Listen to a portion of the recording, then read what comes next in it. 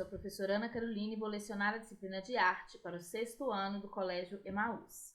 Lembrem-se das nossas orientações de estar sempre num local bem tranquilo para fazer as videoaulas e que todas as atividades e exercícios para casas devem ser baseados nas nossas videoaulas. Hoje, na nossa disciplina de arte, faremos uma revisão da página 8 até a página 95 para as nossas avaliações da semana que vem. Então, fazer um combinado com vocês que as atividades que eu recebi de vocês, que foram lindas, né? Recebi 2 atividades de vocês, eu vou apresentar somente na próxima aula, que vai ser um pouquinho menor que essa, tá bom? Então, hoje, vamos para a nossa revisão. Eu quero que vocês entendam que eu não coloquei tudo aqui. Foi um pequeno resumo de tudo que a gente estudou, bem completo. Vai ser um vídeo um pouco mais extenso do que o normal, porque a gente precisa, né, falar aí de quase 100 páginas. Então, é bastante coisa. Então, vamos lá. Então, a unidade 1 foi: a arte pode expressar quem nós somos? Então, a principal pergunta que nos levou, né, para nessa unidade foi o quem é você? Então, toda essa unidade, ela tenta mostrar como a arte pode traduzir para as pessoas quem nós somos ou quem nós aparentamos ser.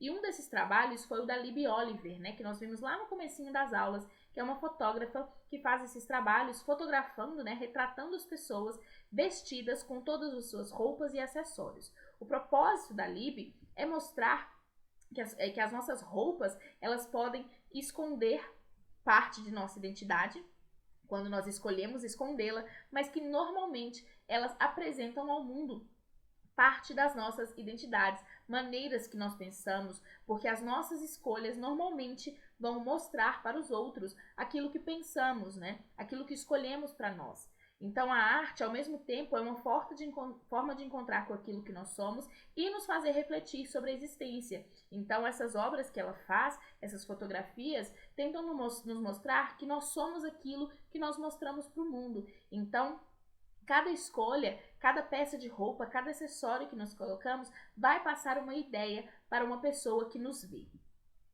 E aí nós começamos a falar sobre arte e identidade. E começamos a falar sobre o espetáculo teatral Adolescer.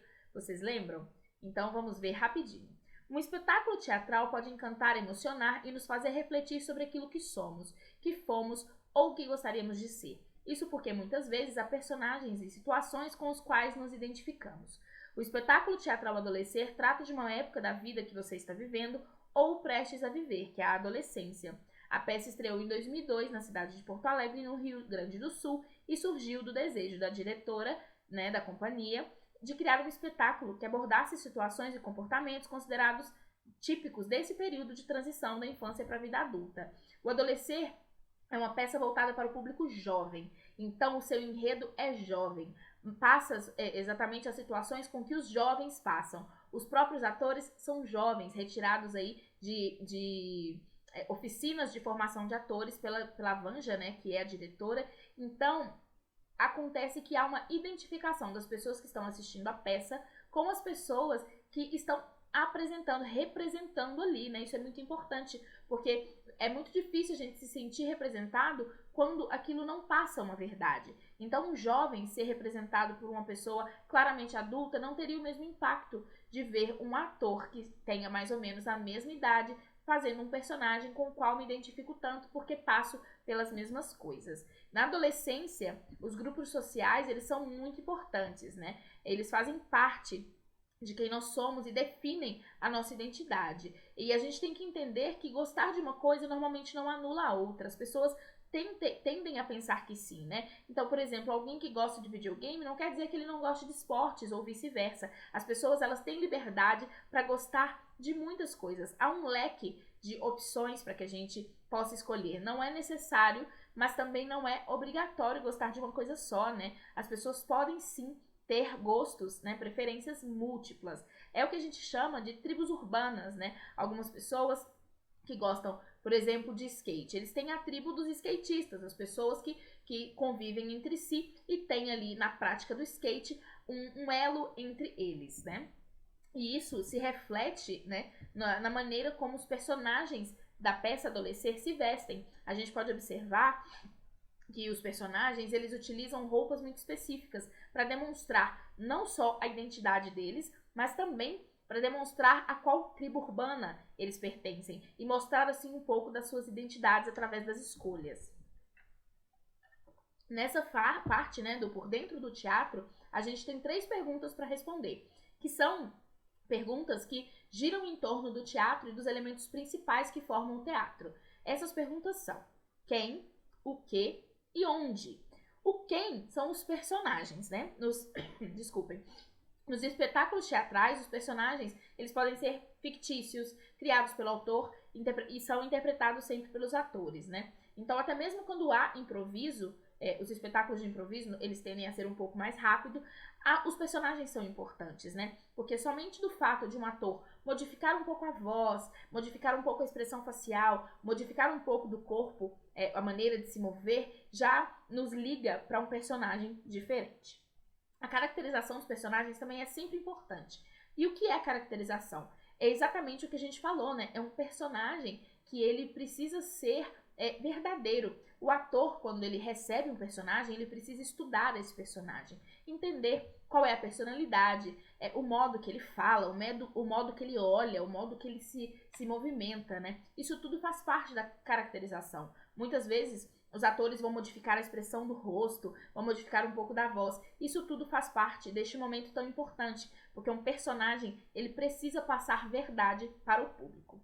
E o figurino também é muito importante para o personagem. Há muitos atores que falam que só de colocar o figurino do seu personagem, ele já se modifica. É como uma chave dentro do cérebro da gente para fazer a gente se modificar um pouco até chegar ao ponto que o personagem deve estar. Então o figurino ele tem que representar a identidade e a personalidade desses personagens, né? Porque senão ele se torna conflitante. Se eu sou uma menina doce, minha personagem muito tranquila, muito calma, a minha roupa, meu figurino, ele precisa ajudar a reforçar essa personalidade, porque se ele passa outra coisa, ele acaba gerando um conflito na cabeça de quem está assistindo e até mesmo na cabeça de quem está representando o personagem. O onde é o espaço cênico, né? Então, o quem é o personagem e o onde é o espaço cênico. O espaço cênico é o local onde a encenação de um espetáculo acontece e pode ser o palco do teatro ou em outro lugar escolhido, como vimos, né, muitas vezes durante essa unidade, de grupos de teatro que se apresentam na beira de rios, na rua, em locais abandonados. Então, o espaço cênico é todo e qualquer local em que aquele grupo de teatro, em que aqueles artistas se escolhem para se apresentar. Mas a gente deve lembrar que esse espaço cênico ele faz parte da concepção da peça, né? Como? Através do cenário, por exemplo, né, que é uma definição muito importante. Existem várias peças, como o próprio Adolescer, que utilizam um cenário bem minimalista. Nós temos aí poucos elementos, são objetos, né, mais soltos e e os próprios personagens. Entretanto, algumas outras peças possuem um cenário primoroso, bem cheio, né, com móveis e vários outros tipos de artefatos que vão ajudar a passar uma ideia.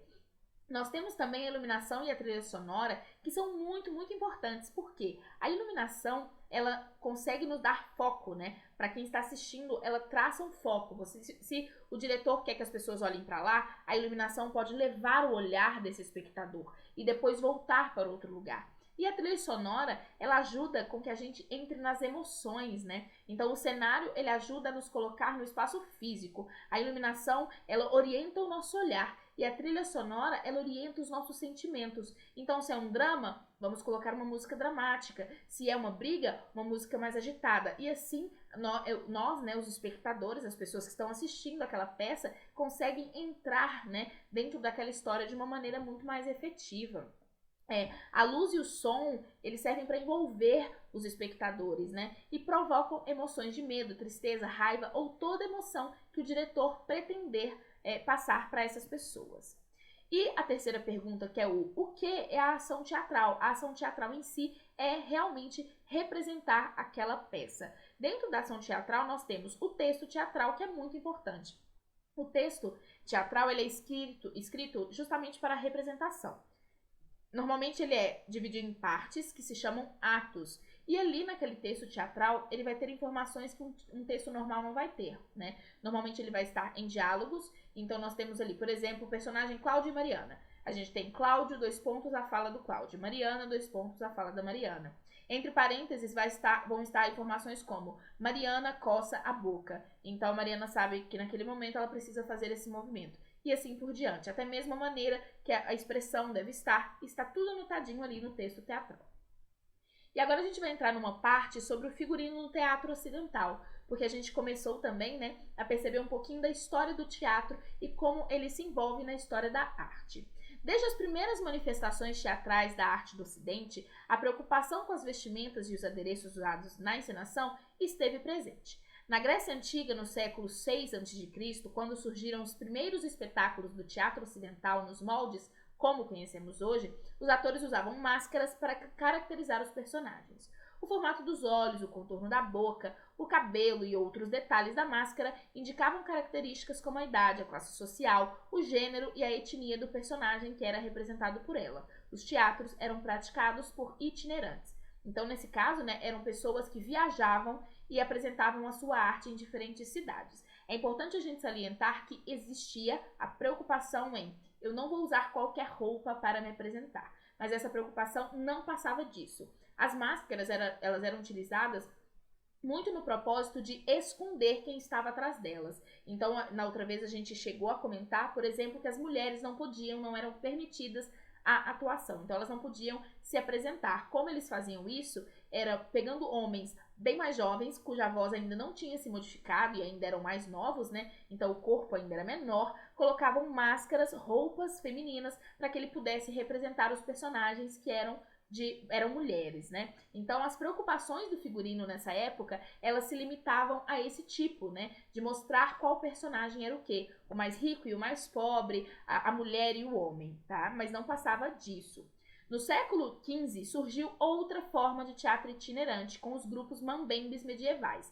A comédia dell'arte, que quer dizer comédia da arte, né? Ela nasceu na Itália e era realizada por grupos de artistas ambulantes, que chegavam a viajar toda a Europa para apresentar os espetáculos. Esse gênero conquistou o gosto popular e perdurou por mais de 2 séculos. A comédia dell'arte tinha personagens fixos, cujos figurinos também eram fixos, e os atores se especializavam na representação de cada um deles. O figurino de alguns personagens incluía máscaras. Então é nesse momento que o figurino ele passa a ser pensado de uma maneira bem distinta. O que acontece, né? Os personagens eles se tornam fixos. Eu vou citar aqui para vocês 3 que nós já vimos na outra aula, que era o Arlequim, o Pierrot e a Colombina. Eles eram personagens fixos nessas peças de teatro. Então, o que aconteceu é que as pessoas começaram a ligar esses personagens a um figurino específico. Então, os outros grupos que apresentavam essa mesma peça, esses mesmos personagens, passaram a copiar esses figurinos para que houvesse uma identificação do público com aqueles personagens. Então, por mais que houvessem pequenas variações, os figurinos se pareciam bem. Então, foi aí, neste ponto, né, quando surge a comédia dell'arte e os personagens eles passaram a ser muito importantes a ponto de que vários atores faziam o mesmo personagem em momentos diferentes, foi que o figurino ele se desenvolveu ao que é parecido com hoje, né? Os figurinos passaram a ser repensados, pensados, eles tinham um objetivo muito maior, né? Não era somente vamos diferenciar o rico do pobre, a mulher do homem, ou então eu não vou me apresentar com a roupa que eu estou em casa. Aquele figurino ele passou a ter um propósito, o propósito de representar um personagem, representar um caractere, né? Alguém que está ali, que precisa estar com aquela roupa. Essa fotografia que está aí, por exemplo, é o Pierrot. O Pierrot, ele sempre se vestia de preto e branco, porque ele é a representação do palhaço triste, né? E o palhaço triste não pode estar de roupas coloridas. Então, ele sempre estava de preto e branco, com essa máscara preta, ou então com uma máscara branca. Algo que surgiu com Pierrot foi um desenho de uma lágrima permanente no rosto, né, mostrando exatamente o palhaço triste. Então, sempre que alguém iria representar o palhaço triste, ele tinha que seguir essas características específicas para que o público tivesse uma identificação com ele. O Arlequim eram as roupas coloridas e a Colombina teve várias, né? Mas sempre essa roupa que era ligada às mulheres de baixa renda da época. Assim, os figurinos se tornaram cada vez mais variados, baseados em pesquisas históricas e também no estilo dos figurinistas.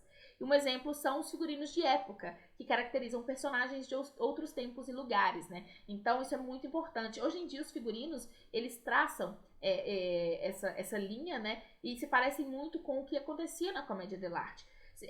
algo pensado. Se o personagem que eu estou fazendo é uma mulher da década de 50, eu não posso vestir as roupas normais de hoje, né, do século 21. É preciso voltar à década de 50, fazer uma pesquisa, entender como se vivia para que esse figurino represente aquilo que eu estou querendo passar.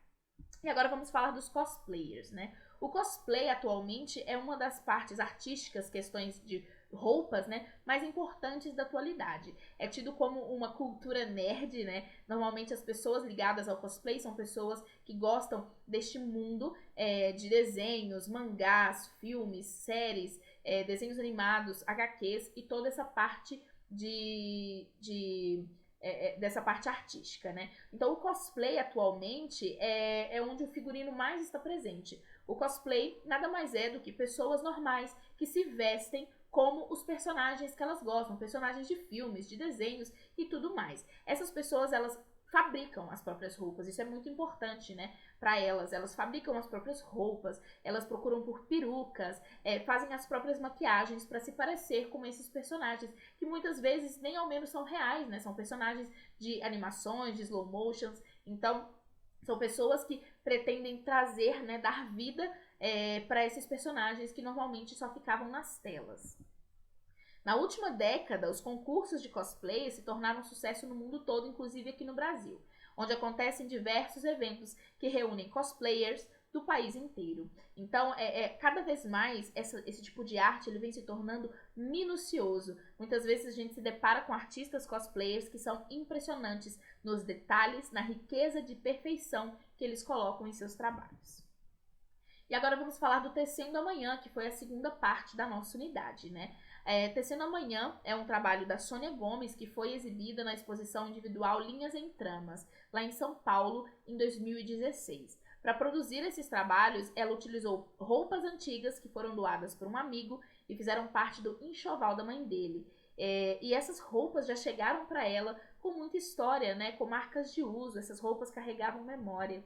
Ela utilizou também roupas do próprio enxoval da família dela, né? Roupas de seda que traziam a história da família. Ela encontrava roupas em brechós, sempre buscando o antigo e algo que pudesse fazer um link com os sentimentos, com o afeto, com a história das pessoas, mesmo que ela não conhecesse essas pessoas.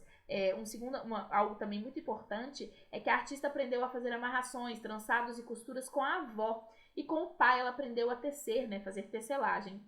E foi assim, costurando, amarrando, tecendo e trabalhando os tecidos, que a Sônia criou obras com muitas histórias para contar e que unem diferentes lembranças de diferentes pessoas, diferentes experiências, diferentes classes sociais. Segundo a artista, a produção dela busca sempre o afeto, por isso ela se preocupa com a história e o passado dos materiais que ela utiliza, que são doados, encontrados por ela ou até mesmo da própria família. As criações da Sônia sempre remetem à identidade, ao local onde ela nasceu, né? Um local onde as pessoas, as mulheres, costumam ser bordadeiras, a fazer tecelagem. E ela sempre traz para ela, né, a origem afro-brasileira, dialogando com quem ela é e com esses objetos que ela encontra. Então a obra da Sônia Gomes, ela é mais do que uma obra de arte, ela é memorial e ela também é uma obra afetiva, porque tenta trazer esses sentimentos das pessoas. E aí agora vamos falar dos tecidos e da tecelagem. Os tecidos fazem parte da história da humanidade. Com eles nos vestimos e criamos objetos para o nosso conforto e para decoração, entre outras finalidades. Evidências arqueológicas mostram que a tecelagem é uma das técnicas mais antigas desenvolvidas pela humanidade e tem acompanhado a história das diversas sociedades em diversas épocas. As pesquisas mostram pra gente que as pessoas começaram a usar vestimentas desde a era paleolítica, que é a idade mais antiga conhecida que nós temos, né? Então essas pessoas, né, da época das cavernas, utilizavam peles de animais e tudo que encontravam na natureza para poder fabricar suas próprias vestimentas. Houve o desenvolvimento, o tear manual foi criado e em 4000 a.C., no Egito Antigo, eles utilizavam várias outras roupas, né? Mas o mais popular era o linho, que aí temos esse tecido até hoje, ele é um pouco mais grosso, né? A Mesopotâmia, por exemplo, os tecidos de lã eram mais comuns. Por volta de 3000 a.C., onde hoje são Índia e Paquistão, eles começaram a fazer o algodão. Na China, a fabricação da seda. e assim por diante. No século XVI, com as grandes navegações, novos tecidos tiveram influências nas relações comerciais entre os países e no desenvolvimento de um mercado de produção e de consumo de roupas. E entre o século XVIII e XIX, as inovações tecnológicas criaram, né, a máquina de costura, a invenção do tear automatizado, que gerou aí várias consequências econômicas e sociais, né? O surgimento da indústria têxtil, ela trouxe, por exemplo, a Revolução Industrial, porque as máquinas estavam começando a substituir a mão de obra humana. As roupas passaram a ser produzidas em larga escala. Em vez de ser produzida manualmente para consumo próprio, né, começou então a indústria têxtil. Fábricas de tecidos que iniciavam um ciclo de exploração de mão de obra que ainda é muito comum. Atualmente, esse mercado ele funciona em escala global, né? E peças feitas em países como Índia e China chegam ao Brasil tão rapidamente, né? E a gente não tem ideia de quem confeccionou. Esse é um dos grandes problemas da indústria têxtil e o que as pessoas falam muito sobre, né? Há uma demanda muito grande de consumo e uma rapidez muito grande na entrega. E como as pessoas não sabem de onde essas roupas vêm, é muito difícil descobrir o que acontece na fabricação delas. E já é mais que provado por muitas pessoas que inúmeras marcas e inúmeras fábricas utilizam trabalho escravo, não só de homens e mulheres, mas também de idosos e crianças de ambos gêneros, homens e mulheres, né? Com o propósito de fabricar mais rápido em maior quantidade. Essas pessoas trabalham com condições parecidas com a escravidão, recebendo 5 centavos por dia ou às vezes até menos, né? A chamada moda rápida tem fabricado roupas em um tempo extremamente curto e por um custo cada vez mais baixo, quase sempre explorando as pessoas que as produzem e comprometendo os recursos naturais do planeta. Por exemplo, uma das maiores discussões que existe é a calça jeans. Uma calça jeans usa, se eu não me engano, mais ou menos 200 litros de água para ser produzida. Então as pessoas tentam, né, as pessoas que pensam no meio ambiente, tentam procurar alternativas para modificar esse alto consumo dos recursos naturais do planeta por causa de uma peça de roupa. Além disso, de modo geral, as roupas vão ficar cada vez mais padronizadas e têm perdido a identidade local. Então as roupas que antes eram tão culturais, hoje elas vão se perdendo, né? Principalmente aqui no Ocidente. Na parte oriental a gente não vê tanto isso. Por exemplo, se pegarmos a Índia, eles ainda utilizam as roupas tradicionais daqueles lugares, né? E agora vamos falar dos parangolés do Hélio Oiticico. O Hélio Oiticico foi um artista que lá na década de 60, 70, ele conviveu muito com a Estação Primeira de Mangueira, que é uma escola de samba. E a partir daí esse artista criou os parangolés. Os parangolés foram inspirados no samba e nas pessoas que dançavam o samba. O que ele fez foi sobrepor camadas e camadas de tecidos coloridos. Às vezes podiam ter mensagem, às vezes não. E essas roupas, elas eram vestidas por dançarinos que faziam movimentos. Como era colorido, ele falava que as roupas dançavam, as cores dançavam. Ele tinha o propósito de criar uma arte interativa, que as pessoas não só vissem, mas como também participassem, que vestissem. A obra do Hélio Oiticica, ela só tinha propósito, ela só era uma arte quando ela era utilizada pelas pessoas, né? O Oiticica, ele queria tirar as pinturas das paredes e colocá-las no espaço, né? Colocá-las nas pessoas, eram pinturas habitáveis, como ele dizia. Infelizmente, essas roupas não existem mais, as originais, somente réplicas, porque elas se perderam num incêndio, né? Então, o Hélio Oiticica, ele foi um artista que se inspirou em um tipo de dança, em algo cultural do nosso país, para criar uma obra de arte habitável, para criar uma obra tridimensional, que saía dos museus e virava arte na mão das pessoas. E agora a gente vai falar da moda. Desculpem. Em linhas gerais, a moda é composta de tendências socialmente aceitas e muitas vezes passageiras, que influenciam o uso e o consumo das roupas e acessórios, maquiagens, cortes. Então é um fenômeno cultural, social e econômico. Então é muito comum da gente ver, isso tá na moda, mas agora não tá, ano que vem já vai estar, depois vai voltar e depois não é mais. Então a indústria da moda, ela funciona dessa maneira, né? Então vamos ver, né, sobre o Jun Nakao, que a gente viu há pouquinho tempo atrás, começamos há 3 aulas atrás, que é a obra que ele proporcionou para o público em 2004 na São Paulo Fashion Week, que se chamava A Costura do Invisível. O Jun Nakao, ele criou todas as suas roupas de papel, então elas foram cortadas a laser, muito devagar. As pessoas usavam um traje preto por baixo e essas roupas de papel por cima. Durante a performance, as modelos usavam perucas parecidas com cabelos de bonecos de brinquedo e desfilavam com as roupas brancas, cheias de detalhes, padrões de recortes que formavam rendas bastante delicadas. As roupas que fizeram parte do desfile não foram feitas de tecido, e sim de papel, né? Então, ele tinha ali uma ideia a ser passada e é por isso que a moda pode ser considerada artística. O artista e as assistentes entalharam manualmente e a laser a renda e as gravações em alto e baixo relevo nas folhas de papel, que depois foram moldadas nos corpos das mulheres. E ao final da performance, o que chocou as pessoas foi que essas modelos retiraram esses vestidos e destruíram a obra, né? Destruíram aquelas roupas, eles rasgaram a roupa.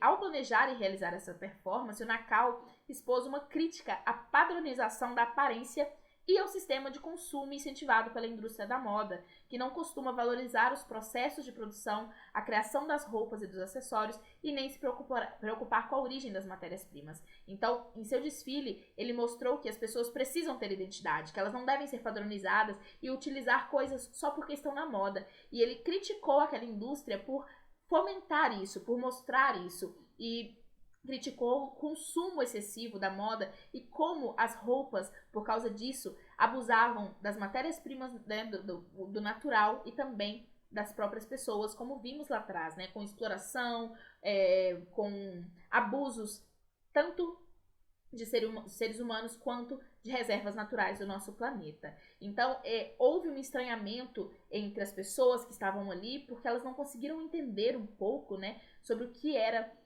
aquilo, por que aquele artista estava fazendo isso. Mas a imprensa divulgou esses detalhes e repercutiu no mundo todo. E depois da performance, o Jun Nakao deixou de ser estilista, deixou o mundo da moda e passou a fazer palestras e oficinas sobre o processo criativo na arte e projetos artísticos ligados à moda, né? Então ele mudou de vida. Ele não só mostrou para as pessoas o que ele pensava, mas como também ele praticou o que ele pensava.